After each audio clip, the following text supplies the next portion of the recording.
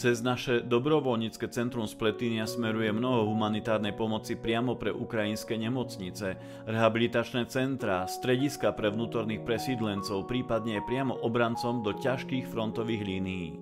Už sa nám podarilo vyzbierať niekoľko tón rôznych vecí, medzi nimi v zime asi 1600 kg starých sviečok a vosku a množstvo prázdnych konzerv pre zákopové sviečky, približne 700 kg vlny na teplé ponožky a podsedáky do nemocníc. Okrem toho asi 5 tón posteľnej bielizne, 600 kg plienok a podložiek pre nemocných, 10 hektolitrov dezinfekcie, veľké množstvo obväzového materiálu, asi 350 párov rôznych bariel, 15 invalidných vozíkov, množstvo ortéz, termobielizne a mnoho iného. Všetko sa nám po prekonzultovaní s adresátmi podarilo doručiť tam, kde ich bolo treba. Ďakujeme všetkým, ktorí čímkoľvek prispeli. Ďakujeme aj za mnoho finančných darov, bez nich sa nevieme pohnúť.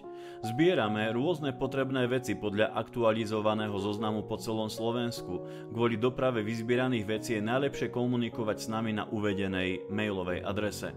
Čo vlastne stále zbierame? Všetko to, čoho je veľký nedostatok.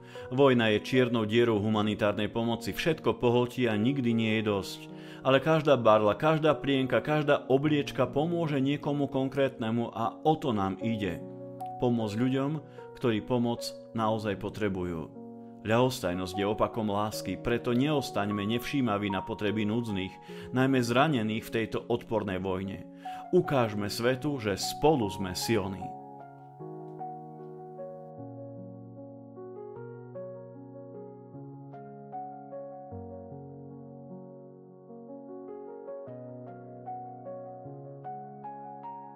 Шановні друзі словаки, ми щиро вдячні вам за допомогу, за те, що в такий важкий для нашої країни час ви підтримуєте, допомагаєте, передаєте для нашої лікарні самі необхідні речі.